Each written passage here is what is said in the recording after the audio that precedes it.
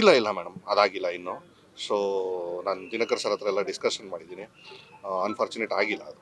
ಈಗ ನೀವು ಮುಂಚೆ ಅಂದರೆ ಮೊದಲು ಇಂಡಸ್ಟ್ರಿಗೆ ಎಂಟ್ರಿ ಕೊಡುವಾಗ ಸರ್ ಏನು ಸಜೆಸ್ಟ್ ಮಾಡಿದ್ರು, ಏನು ಹೇಳಿದ್ರು, ಹೇಗೆ ಅನ್ನೋದು ಇಂಡಸ್ಟ್ರಿಗೆ ಬರ್ತೀನಿ ಅಂತ? ಅಲ್ಲ, ಪ್ರಿಪೇರ್ ಆಗಿ ಬನ್ನಿ ಅಂದರು. ಅದಕ್ಕೆ ಮುಂಚೆ ನಾನು ಅವ್ರ ಜೊತೆ ಕೆಲಸ ಮಾಡಿದ್ದೆ. ಅವರು ಅಂಬರೀಷಲ್ಲಿ ಮಾಡಿದ್ದೆ, ಚಕ್ರವರ್ತಿಯಲ್ಲಿ ಮಾಡಿದ್ದೆ. ಸೊ ಪ್ರತಿಯೊಂದು ಹೇಳೋದೇನು ಅಂದರೆ, ನಿರ್ಮಾಪಕರಿಗೆ ಉಳಿಸ್ರಿ, ಒಳ್ಳೆ ಸಿನಿಮಾ ಮಾಡಿ, ನಿರ್ದೇಶಕರನ್ನ ಸಪೋರ್ಟಿವ್ ಆಗಿ ಟೈಮ್ ಸರಿಯಾಗಿ ಹೋಗಿ.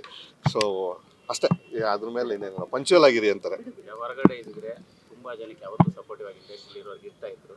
ನಿಮಗೂ ಆ ಕೊರತೆ, ಆ ಬೇಸರ ಸರ್ ಇದೆ ಸರ್, 100% ಇದೆ. ಅದು 100% ನಮಗೂ ಇದೆ.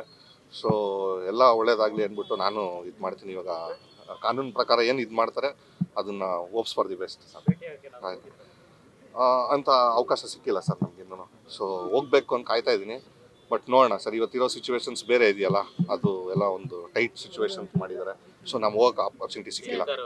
ಅವ್ರ ಸಿನಿಮಾ ಕೂಡ ಈಗ ರಿಲೀಸ್ ರೆಡಿ ಆಗಿರ್ತಕ್ಕಂಥದ್ದು, ಸಾಕಷ್ಟು ಪ್ರಮೋಷನ್ ಕೂಡ ನಡೀತಾ ಇದೆ. ಹೌದು ಹೌದು. ಡೆವಿಲ್ ಸಿನಿಮಾದು ಡೆವಿಲ್ ಸಿನಿಮಾ ಭಾಗಿ ಆಗ್ತೀರಾ ಅಂತ?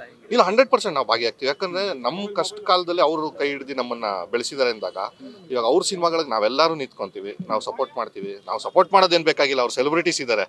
ನಮ್ಮದು ಒಂದು ಅಳಿಲ್ ಸೇವೆ ಅಂದ್ಬಿಟ್ಟು ನಾವು ಅವ್ರ ಜೊತೆ ನಿಂತ್ಕೊತೀವಿ ಅಷ್ಟೇ. ಸರ್, ನೀವು ಹತ್ರದಲ್ಲೇ ಇರೋದ್ರಿಂದ ಅವ್ರು ಒಂದು ಮಾತು ಹೇಳಿರ್ತಾರಂತೆ, ನಂಗೆ ಸ್ವಲ್ಪ ವಿಷ ಕೊಟ್ಬಿಡಿ ಅಂತ. ಈ ಸ್ಟೇಟ್ಮೆಂಟ್ ಎಲ್ಲ ಕೇಳಿದಾಗ ತುಂಬ ಬೇಜಾರಾಗೋಯ್ತು ಮೇಡಮ್ ಅದು ಕೇಳಿ. ಯಾಕಂದರೆ ಇವತ್ತು ಏನು ಸಿಚುವೇಶನ್ ಇದೆ ನಮ್ಗೆ ಯಾರಿಗೂ ಗೊತ್ತಾಗ್ತಾ ಇಲ್ಲ, ಅಲ್ಲಿ ಏನು ನಡೀತಾ ಇದೆ ಅಂದ್ಬಿಟ್ಟಿದ್ದಾನೆ. ಯಾಕಂದರೆ ಆ ಪರಿಸ್ಥಿತಿ ಅನುಭವಿಸ್ತಾ ಇದ್ದಾರೆ ಅಂದಾಗ ಅವ್ರಿಗೆ ಗೊತ್ತಿರ್ತದೆ ಅದು ನೋವೇನು ಅಂದ್ಬಿಟ್ಟಿದ್ದಾನೆ.